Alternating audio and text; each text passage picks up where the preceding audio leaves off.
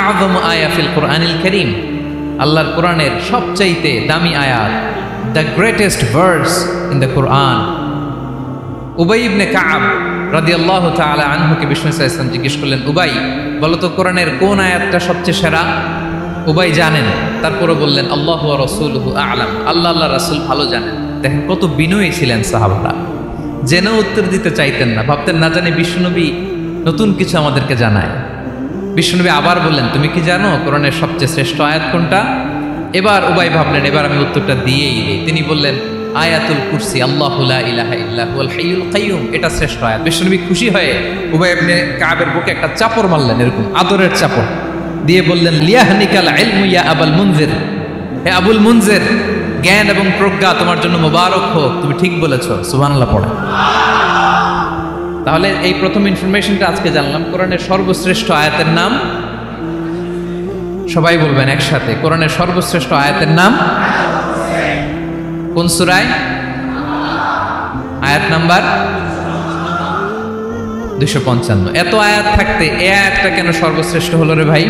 এর কারণ এই আয়াতের ভেতরে আল্লাহ তাআলা তার নিজের পরিচয় তুলে ধরেছেন। এই আয়াতের ভেতরে আল্লাহ তাআলা তাওহীদের পরিচয় দিয়েছেন, একত্ববাদ, তিনি যে একক। আমাদের রব কয়জন? নাকি দুইজন, তিনজন? কয়জন? আমাদের রব একজন, এক আল্লাহর পরিচয় আছে। এখানে আল্লাহর জ্ঞান, আল্লাহর ক্ষমতা, আল্লাহর কুদরতের বিবরণ আছে। এই একটি আয়াতে আল্লাহর 4টা আসমাউল্লাহিল হুসনা আছে, আল্লাহর 4টা সুন্দর সুন্দর নাম, আল হাই, আল কাইয়ুম, সবশেষে আছে আল আলী, আল আযীম। মোট কয়টা? জোরে বলেন। আল হাইয়ুল কাইয়ুম দুটা, আল হাই একটা, আল কাইয়ুম একটা। ওয়ালা ইয়াউদুহু হিফযুহুমা ওয়া হুয়াল আলিয়ুল, একটা আল আলী আর একটা আযীম। তাহলে মোট আল্লাহর কয়টা নাম আছে এখানে? এজন্য এই আয়াতটা কোরআনের সবচাইতে শ্রেষ্ঠতম আয়াত, আয়াতুল কুরসি। এটা আপনারা পড়বেন। বিষ্ণু ঈসা ইসলাম বলেন, মান করা আয়াতুল কুরসি দুবুরা কুল্লি সালাতিন মাকতুবাতিন লাম ইয়ামনাহু মিন দুখুলিল জান্নাতি ইল্লাল মাউত। প্রত্যেক ফরজ সালাতের পরে যে ব্যক্তি আয়াতুল কুরসি পড়ে তার জান্নাতে যাওয়ার ক্ষেত্রে আর কোনো বাধা থাকে না, একটা জিনিস ছাড়া, সেটা হচ্ছে মরণ, মৃত্যু। লোকটা মরে না তাই জান্নাতে যায় না, মরলেই জান্নাতে। প্রত্যেক ফরজ সালাতের পরে যদি কেউ আয়াতুল কুরসি পড়ে তার জান্নাতে যাওয়া কেউ ঠেকাতে পারবে না, কোনো বাধা নাই। একটা বাধা আছে, সেটা কি? মরে না, না মরলে জান্নাতে যেতে পারবেন? মরলেই। তাহলে কত ফজিলতপূর্ণ আয়াত বলেন। বাতুপা হাতের আমার কলেজের টুকরা ভাইয়েরা, প্রত্যেক ফরজ নামাজের পরে এটা পড়বেন ইনশাল্লাহ। বলেন সবাই, প্রত্যেক ফরজ সালাতের পরে এই আয়াতুল কুরসি পড়বেন। এবং বিষ্ণু ঈসা ইসলাম বলেছেন, যখন ঘুমোতে যাবা, ইদা আওয়াইতা ইলা ফিরাশিক, যখন ঘুমোতে যাবা আয়াতুল কুরসি পড়বা। যদি পড়ো, আল্লাহর পক্ষ থেকে আপনার সিকিউরিটির জন্য আল্লাহ একটা স্পেশাল ফেরেশতা নিয়োগ দেয়। সকাল পর্যন্ত আপনার সিকিউরিটি দেয়, শয়তান আপনার কাছে আসতে পারে না। ফজরের পরে পড়লে মাগরিব পর্যন্ত সিকিউরিটি, প্রোটেকশন ফ্রম আল্লাহ। মাগরিবের পরে পড়লে ফজর পর্যন্ত প্রোটেকশন ফ্রম আল্লাহ। তাহলে দিস আয়াতুল কুরসি শুড বি আওয়ার ওয়াজিফা, ডেইলি ওয়াজিফা at every morning and every evening for every Muslim. ঠিক কিনা বলেন? প্রত্যেক মুসলিমের স্পেশাল ওয়াজিফা হবে আয়াতুল কুরসি। ফরজ নামাজের সালাম ফিরানোর পরে আস্তাগফিরুল্লাহ আস্তাগফিরুল্লাহ আস্তাগফিরুল্লাহ 3 বার, সুবহানাল্লাহ 33 বার, আলহামদুলিল্লাহ 33 বার, আল্লাহু আকবার 33 বার, লা ইলাহা ইল্লাল্লাহ ওয়াহদাহু লা শারীকা লাহু, এগুলো পড়ার পরে আমরা আয়াতুল কুরসি পড়ব। তাহলে জান্নাতে ঢোকার এন্ট্রি আমার কেউ ঠেকাতে পারবে। তাহলে পড়বেন সবাই আয়াতুল কুরসি। এই হচ্ছে আয়াতুল কুরসির ফজিলত। জাদু টোনা, বান, ব্ল্যাক ম্যাজিক, এগুলোর অনিষ্ট ক্ষতি আছে না নাই? অনেকের সমস্যা, বলে হুজুর ব্ল্যাক ম্যাজিক করেছে, জাদু করেছে, বান মেরেছে, এগুলো থেকে আল্লাহ তাআলা আপনাকে প্রোটেকশন দিবে। শয়তান আপনাকে ওয়াসওয়াসা দিতে পারবে না, কাছে আসতে পারবে না। জিন এসে আপনার ডিস্টার্ব করতে পারবে না। জিন পরে ডিস্টার্ব করে না? হ্যাঁ, এই প্যারানর্মাল বিষয়গুলো, সুপারন্যাচারাল যেগুলো, জিন পরি ডিস্টার্ব করে। আয়াতুল কুরসি পরে ফু দিবেন, কাছেও আসবে না। সুবহানাল্লাহ। প্রোটেকশন দিবে কে?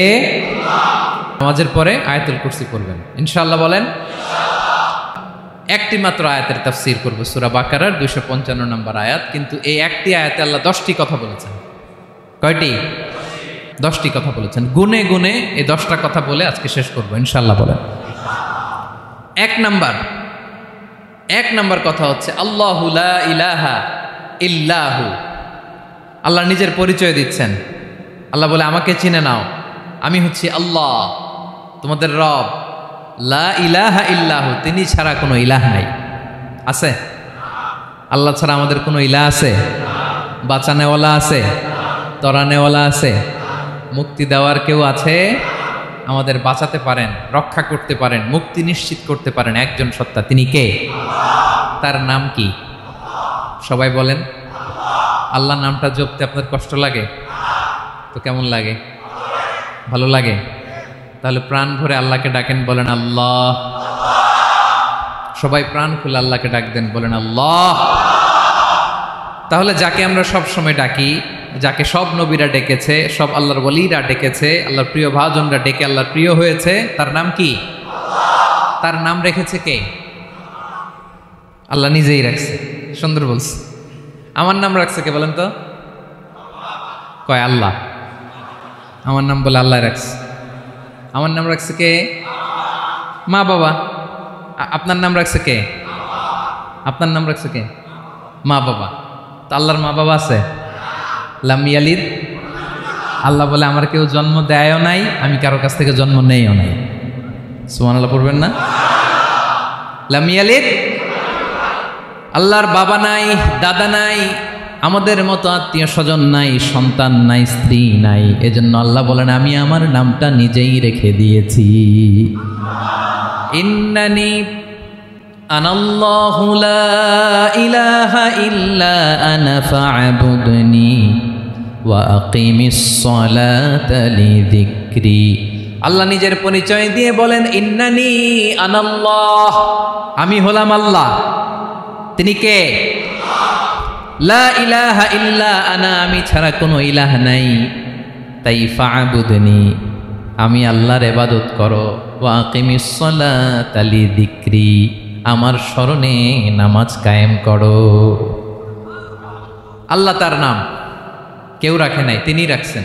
কারণ আমার দাদা আছে, দাদা রাখছে। আমার বাবা আছে, বাবা রাখছে। আল্লাহর দাদা আছে? বাবা আছে? তার নামটা তিনি নিজেই রেখেছেন। ঠিক কিনা বলেন? তার নাম তিনি নিজেই রেখেছেন।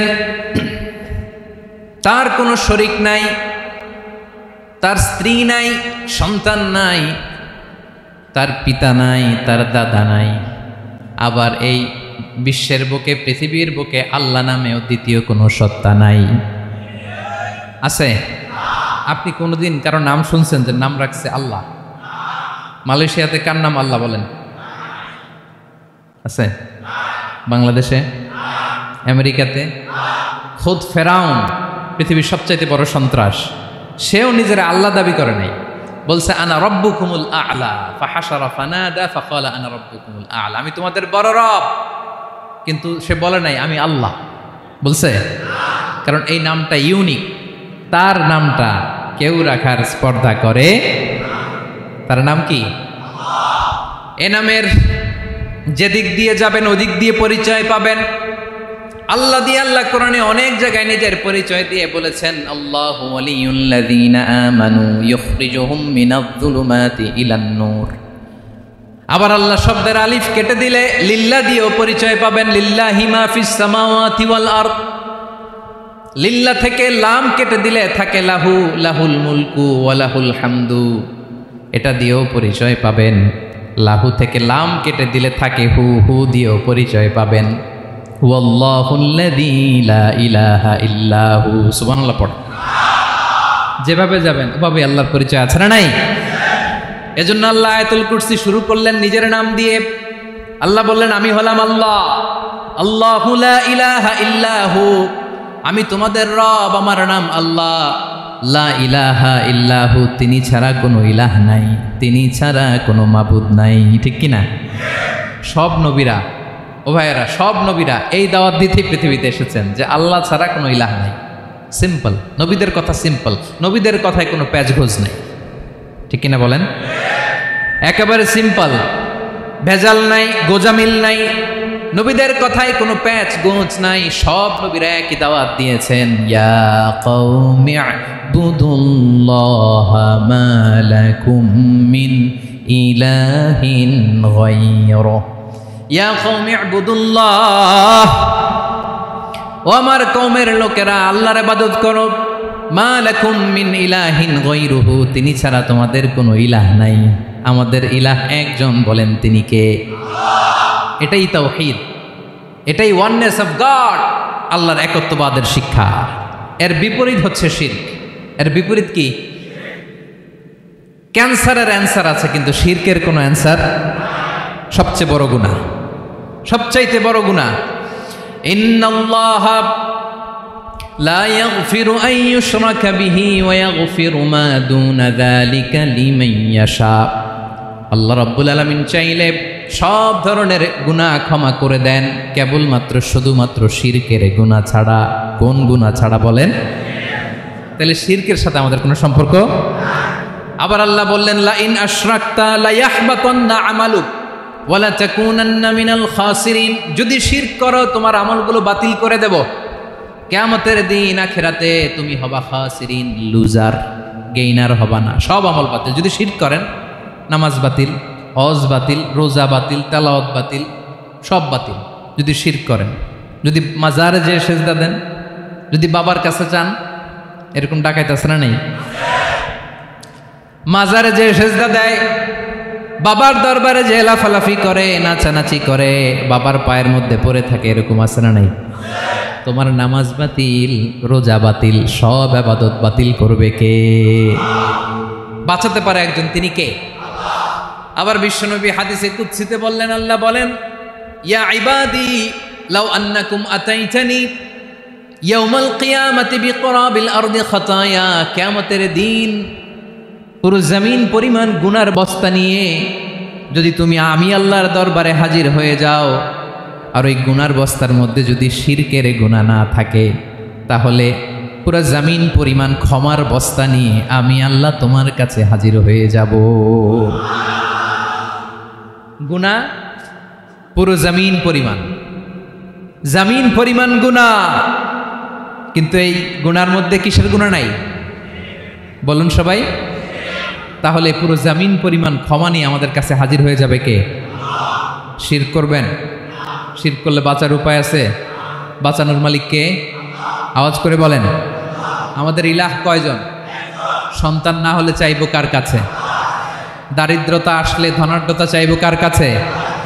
অসুস্থতা থাকলে সুস্থ হওয়ার জন্য হাত তুলবো কার কাছে? বাতুবা হাতের ভাইয়েরা, খেয়াল থাকবে। দিস ইজ কল্ড তাওহীদ। আল্লাহ তাওহীদের কথা দিয়ে আয়াতুল কুরসি শুরু করেছেন, নিজের পরিচয় দিয়েছেন, বলেছেন আল্লাহু লা ইলাহা ইল্লাহু। এক নম্বর কথা ডান। মোট কথা কয়টা?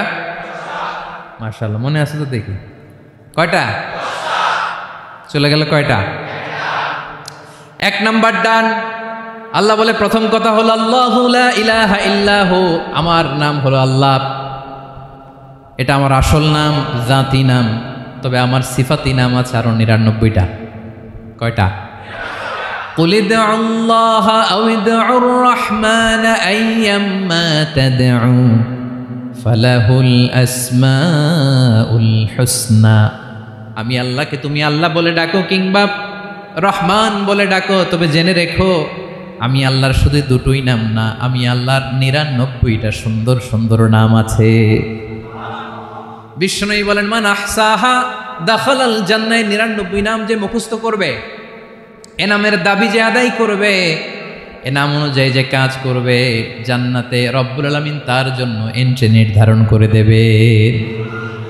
আল্লাহর এই সুন্দর নামগুলো ধরে ডাকবেন।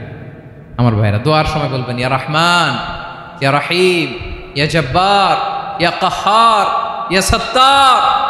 পারবেন না? এই নামগুলো ধরে ডাকলে আল্লাহ দোয়া কবুল করে। আলহামদুলিল্লাহ পড়েন। তাহলে প্রথম কথা শেষ।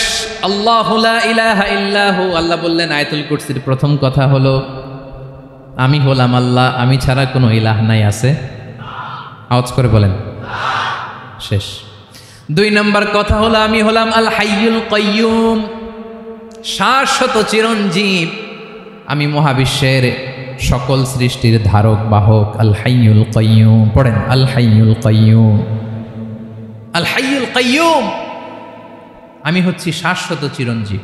2 নম্বর কথা, আল হাইয়ু মানে যে কোনোদিন মরে না। আপনিও তো মরবেন না, তাই না? হ্যাঁ, মরবেন। আপনার দাদা মরে গেছে, বাবা, আমিও, আমার ছেলেও, নাতিও, পুতিও, সুতিও সব মরে যাবে। মরবে না একজন, তিনি কে? আল হাইয়ু মানে হচ্ছে এভার লিভিং, যে কোনোদিন মরবে। দাইমুল হায়াত, চিরঞ্জীব, শাশ্বত, কোনোদিন মরবে না। সুবহানাল্লাহ পড়ে। তিনি সূচনাহীন অতীত থেকে আছেন। আমার ভাইয়ের আমার দিকে তাকান। তিনি সূচনাহীন অতীত থেকে আছেন। তিনি শেষহীন সীমাহীন ভবিষ্যৎ পর্যন্ত থাকবেন। অনেকে বলে কবে থেকে? তিনি সূচনাহীন অতীত থেকে, যে অতীতের সূচনা নাই। তিনি কবে পর্যন্ত থাকবেন?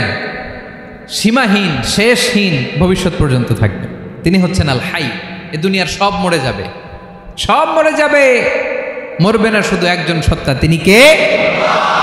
আল্লাহ বলেন কুল্লু মান আলাইহা ফান ওয়া ইয়াবকা ওয়াজহু রাব্বিকা যুল জালালি ওয়াল ইকরাম।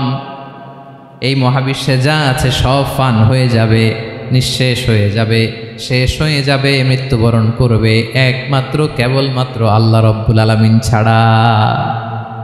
এজন্য তিনি হচ্ছেন আল হাই। আল হাই চিরঞ্জীব, চিরকাল তিনি বেঁচে থাকবেন। আমাদের মৃত্যুর জন্য আল্লাহ তাআলা আজরাইল মালাকুল মাউতকে নির্ধারণ করেছেন। মালাকুল মাউতের একদম মৃত্যু হবে। আল্লাহ, যার সিংহার ফুৎকারে পৃথিবী কেঁপে উঠবে, যে ইসরাফিল যে মুহূর্তে বাতু পাহাতে এখানে আমি তাফসির করছি, ঠিক এই মুহূর্তেও ইসরাফিল ফেরেশতা সিংহাটা 2 ঠোঁটের মাঝখানে রেখে আরশের দিকে তাকিয়ে আছে। কখন আল্লাহ অর্ডার দিবে ফুৎকার দাও, আল্লাহ বলবে ফুৎকার দাও, 1 সেকেন্ড চোখের পলক যাতে দেরি না হয়, মুখে নিয়ে তাকায় আছে, 1 সেকেন্ড যাতে দেরি না হয়। ওই ইসরাফিলেরও মৃত্যু হবে, কেউ থাকবে না, থাকবে শুধু একজন সত্তা। বলুন তিনি কে? তিনি হলেন আল্লাহ। আল্লাহ বলে আমি হচ্ছি আল হাই, শাশ্বত চিরঞ্জীব। আমি কখনো মরব না, আমার কোনো লয় নাই, কোনো ক্ষয় নাই। আমি অব্যয়, আমি অক্ষয়, আমার কোনো মৃত্যু নাই। আমি সূচনাহীন অতীত থেকে আছি, আমি শেষহীন ভবিষ্যৎ পর্যন্ত থাকব। এই জন্য আমি আল্লাহর একটা নাম হলো আল হাই।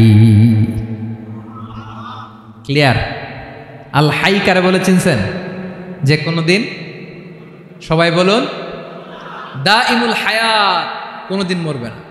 আল্লাহ বলে আমার 2 নাম্বার আরেকটা নাম আমি বললাম আল কাইয়ুম। আল কাইয়ুম মানে স্বয়ং সম্পূর্ণ, স্বয়ং সম্পূর্ণ, কারো সাহায্য লাগে না। এরকম এদিকে কে কে আছেন দেখে হাত তোলেন। কারো সাহায্য লাগে না, আছেন? স্বয়ং সম্পূর্ণ এরকম কেউ আছি না? আল্লাহ বলে আসল স্বয়ং সম্পূর্ণ আমি আল্লাহ। কারো কাছে আমি মুখাপেক্ষী নই। গোটা বিশ্বের সবাই আমি আল্লাহর দিকে মুখাপেক্ষী, আমার দিকে ঝুঁকে থাকে, আমার দিকে হাত তুলে কাঁদে ফরিয়াদি। সবগুলো ফকির, সবাই আমার কাছে চায়। আমার আল্লাহ কারো কাছে চাওয়া লাগে নাকি? আল কাইয়ুম তিনি স্বয়ং সম্পূর্ণ, কারো কাছে চাওয়া লাগে। শুধু নিজেই স্বয়ং সম্পূর্ণ তিনি নয়, তিনি স্বয়ং সম্পূর্ণ বানায়। আমাদেরকে স্বয়ং সম্পূর্ণ বানায় কে? রিজিক দেয় কে? সুস্বাস্থ্য দেয় কে? খ্যাতি দেয় কে? সব কিছু দেওয়ার মালিক আল্লাহ, দুনিয়াটা চালানোর মালিক আল্লাহ। এজন্য তিনি হলেন আল কাইয়ুম। সুবহানাল্লাহ। The sustainer of all existence. পৃথিবীতে যা আছে, যার যখন যেটা লাগে তাকে তখন সেটা চাওয়ার আগে তিনি দিয়ে দেন। মায়ের পেটের ভেতরে যখন ছিলাম রিজিক দিয়েছে কে? আসার পরে আবার রিজিক দিল কে? সুবহানাল্লাহ। মায়ের পেটে একভাবে দিছে, আমার নাভির সাথে মায়ের জরায়ের কানেকশন, ওইটা দিয়ে 8 মাস 9 মাস। আসার সাথে সাথে মায়ের পেট থেকে বেরোলে ওটা কেটে দেয়া হয়, এবার আমরা কাঁদি, আল্লাহ বলে কেঁদো না, খাওয়ার একটা লাইন ছিল, মায়ের বুকের ভেতরে এখন খাওয়ার 2টা লাইন দিয়ে দিলাম। আল কাইয়ুম দাইমুল কিয়াম, সব সময় যিনি, সব সময় সৃষ্টির কখন কিভাবে কোনটা লাগবে দেওয়ার জন্য যিনি প্রস্তুত, নিজেই স্বয়ংসম্পূর্ণ কেবল নয়, মানুষকে স্বয়ংসম্পূর্ণ বানায়, তিনি হচ্ছেন আল কাইয়ুম। সুবহানাল্লাহ পড়বেন না? তাহলে 2 নাম্বার কথা হলো আল হাইয়ুল কাইয়ুম। আল্লাহ হলেন আল হাই, চিরঞ্জীব, আজীবন তিনি বেঁচে থাকবেন, তার কোনো লয় নাই, ক্ষয় নাই। আবার তিনি আল কাইয়ুম, স্বয়ংসম্পূর্ণ, গোটা বিশ্বের সব কিছু তিনি রক্ষণাবেক্ষণ করেন, ঠিক কিনা বলেন? বিষ্ণু বলেছেন এই আল হাইয়ুল কাইয়ুম এটা হচ্ছে ইসমে আজম। এটা কি? যে ইসমে আজম দিয়ে দোয়া করলে আল্লাহ দোয়া কবুল করে, আল্লাহর কাছে কিছু চাইলে আল্লাহ দেয়। এক সাহাবী দোয়া করতেছে ইয়া হাইয়ু ইয়া কাইয়ুম, বিশ্বনবী বলে এই সাহাবী তো ইসমে আজম দিয়ে দোয়া করতেছে। তাহলে দোয়ার সময় বলবেন ইয়া হাইয়ু ইয়া কাইয়ুম, পারবেন? বলেন ইয়া হাইয়ু ইয়া কাইয়ুম। আল্লাহর এই দুটো নাম ধরে ধরে আল্লাহরে ডাকবেন, তাইলে ওই দোয়া কবুল। পারা যাবে? বিশ্বনবী দোয়াতে বলতেন ইয়া হাইয়ু ইয়া কাইয়ুম বিরহমাতিকা আস্তাগীথ আসলিহ লি শা'নি কুল্লাহু ওয়া লা তাকিলনি ইলা নাফসি তারফাতা আইন। ও হাইয়ু ওয়া কাইয়ুম, ও শাশ্বত চিরঞ্জীব আল্লাহ, আসলিহ লি শা'নি কুল্লা, আমার সব কিছুকে আপনি ফিক্স করে দেন, ঠিক করে দেন। এক পলকের জন্য, এক চোখের পলকের জন্য আমার কোনো কাজ আপনি আমার উপর ছেড়ে দিয়েন না, সব কাজ আমি আপনার কাছে সুপর্দ করে দিলাম। সুবহানাল্লাহ পড়ে। তাহলে 2 নাম্বার কথা, আল্লাহ শুধু আমাদের ইলাহি নন, তিনি হচ্ছেন আল হাই, চিরঞ্জীব, তিনি হচ্ছেন আল কাইয়ুম, নিজেও স্বয়ংসম্পূর্ণ, অন্যকেও রক্ষণাবেক্ষণ করেন। আলহামদুলিল্লাহ পড়েন। মাশাআল্লাহ। কয়টা কথা গেল? আল্লাহ তিনি ছাড়া কোনো ইলাহ নাই, তিনি শাশ্বত চিরঞ্জীব, তিনি সব কিছু রক্ষণাবেক্ষণ করেন। আমরা অবাক, আল্লাহ তুমি সব কিছু রক্ষণাবেক্ষণ করো, তুমি ক্লান্ত হও না? তোমার ঘুম আসে না? আমরা যদি 8 ঘন্টা কাজ করি, আপনাদের ডিউটি কয় ঘন্টা? 12 ঘন্টা। ঘুম আসে না রাতে? সারাদিন যখন কাজ করেন বিছানায় যেয়ে পড়লেই আয় রেখে আরামের ঘুম। আল্লাহ বলে ওয়াজআলনা নাওমাকুম সুবাতা, আমি ঘুমকে বানিয়েছি তোমাদের বিশ্রামের বাহন। আলহামদুলিল্লাহ। 12 ঘন্টা কাজ করে আবার 4 ঘন্টা 5 ঘন্টা ঘুমাইলেই আবার শরীরের ভেতরে এনার্জিটা দিয়ে দেয় কে? এবার আমাদের মাথায় প্রশ্ন জাগে, আল্লাহ তুমি চিরঞ্জীব, তুমি সব কিছু রক্ষণাবেক্ষণ করো, এত কাজ তুমি করো, এত কিছু তুমি দেখো, তোমার কি ক্লান্তি আসে না? তোমার কি ঘুম আসে না? আল্লাহ তখন বলেন লা তাখুযুহু সিনাতু ওয়ালা নাওম, আমি আল্লাহর চোখে ঘুম নাই, ঘুমের আগে যে তন্দ্রা, সেই তন্দ্রাটাও আমি আল্লাহর নাই। নেভার স্লিপ নর স্লাম্বার ওভারটেকস হিম, আল্লাহর ঘুম নাই, ঘুমের আগে যে তন্দ্রা আসে ওইটাও নাই।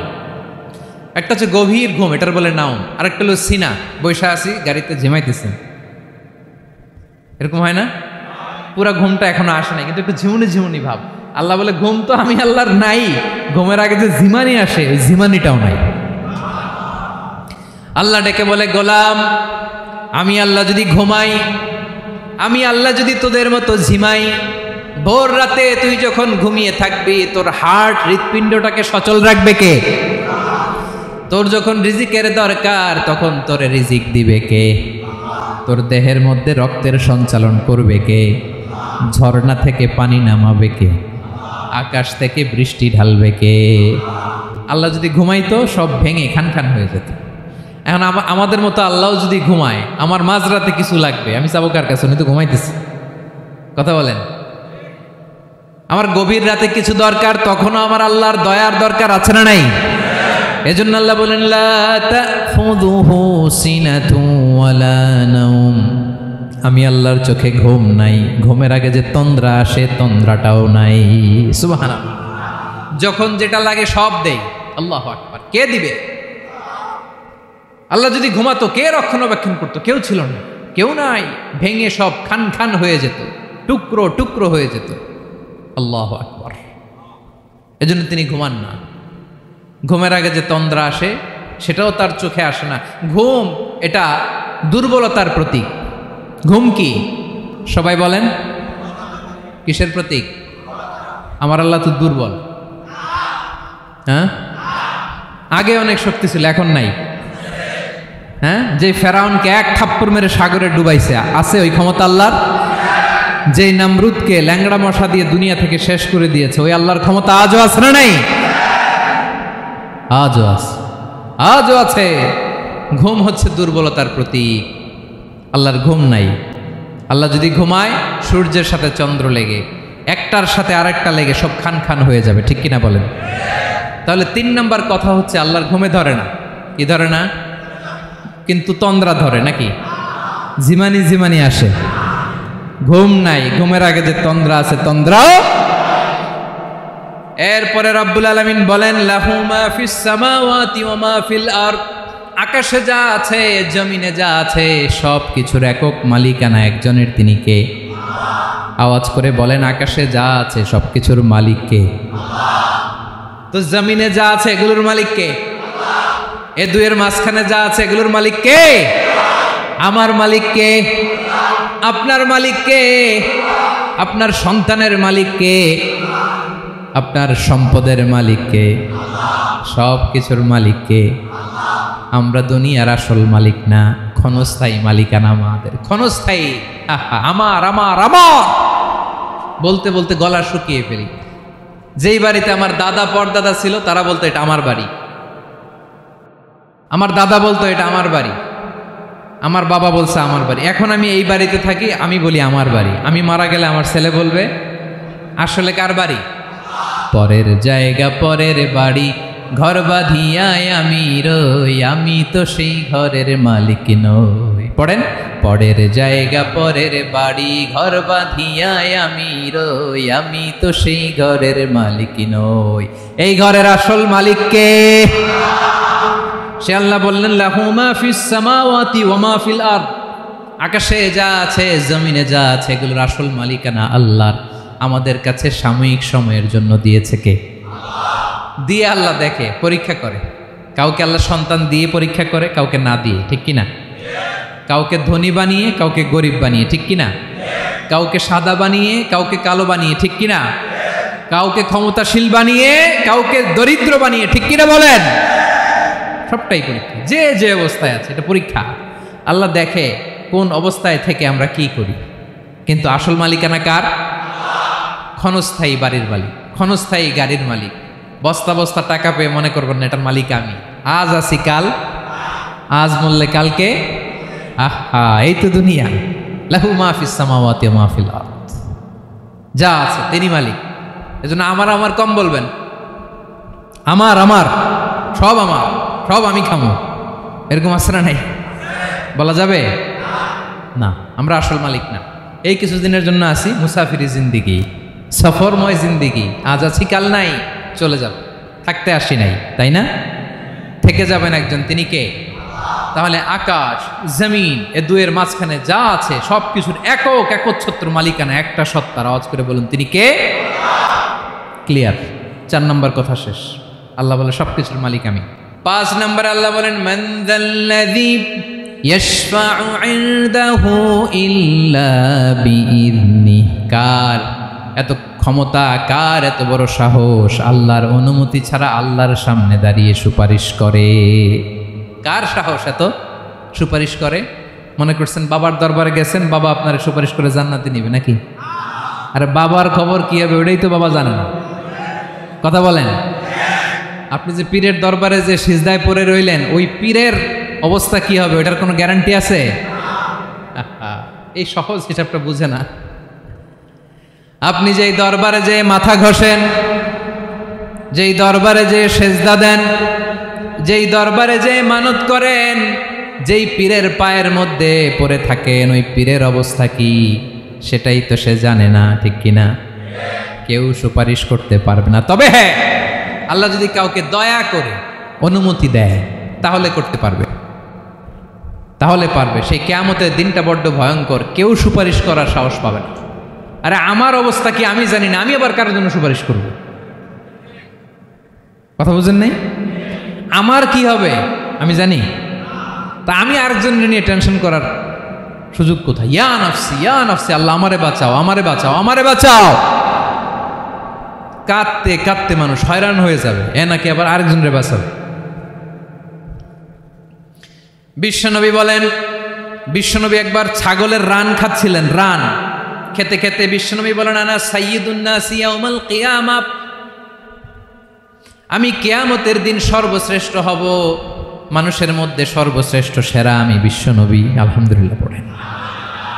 বিশ্বনবী বলেন, সেদিনটা বড্ড ভয়ঙ্কর, সেদিন কেউ কারো কোনো উপকারে আসবে না, বন্ধু বন্ধুর কাজে আসবে না, স্ত্রী স্বামীর উপকারে আসবে না, স্বামী স্ত্রীর উপকারে আসবে না, পীর সাহেব মুরিদরে বাঁচাতে পারবে না, মুরিদ পীর সাহেবরে বাঁচাতে পারবে না, নেতা কর্মীর পরিচয় দিবে না, কর্মী নেতার পরিচয় দিবে না, ভাই বোনকে চিনবে না, বোন ভাইকে চিনবে না, বাবা তার সন্তানকে চিনবে না, মেয়েকে দেখে মা দৌড়ে দৌড়ে পালাবে।